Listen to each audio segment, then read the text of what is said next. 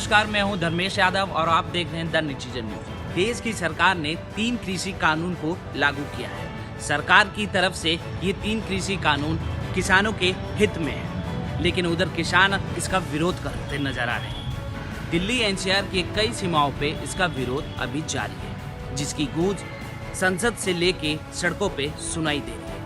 3 कृषि बिल में से 2 बिल पास हो चुके हैं, जिसमें राष्ट्रपति की मंजूरी के बाद यह एक कानून लागू हो गया है देश में। आप भी जानिए 3 कृषि कानून बिल क्या क्या है।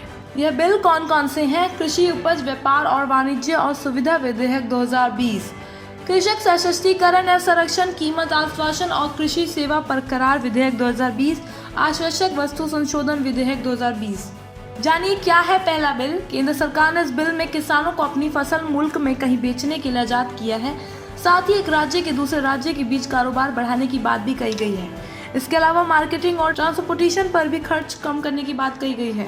आइए जानते हैं क्या है दूसरा बिल। इस बिल में सरकार ने कृषि करारों पर राष्ट्रीय फ्रेमवर्क का प्रोविजन किया गया है। ये बिल कृषि पैदावारों की बिक्री, फार्म सर्विसेज, कृषि बिजनेस फर्मों, प्रोसेस थोक विक्रेताओं, बड़े खुदरा विक्रेताओं और एक्सपोर्टेटर्स के साथ किसानों को जुड़ने के लिए मजबूत करता है। कनेक्टेड किसानों को क्वालिटी वाले बीज की सप्लाई यकीनन करना, तकनीकी मदद और फसल की निगरानी, कर्ज की सहूलियत और फसल की बीमा की सहूलियत मुहैया कराई गई है। आइए जानते हैं क्या है तीसरा बिल। इस बिल में अनाज, दाल, तिलहन खाने वाले तेल, आलू, प्याज को जरूरी चीजों की फहिरिस्त से हटाने का प्रोविजन है। माना जा रहा है कि बिल के प्रोविजन से किसानों को सही कीमत मिल सकेगा, क्योंकि बाजार में मुकाबला बढ़ेगा।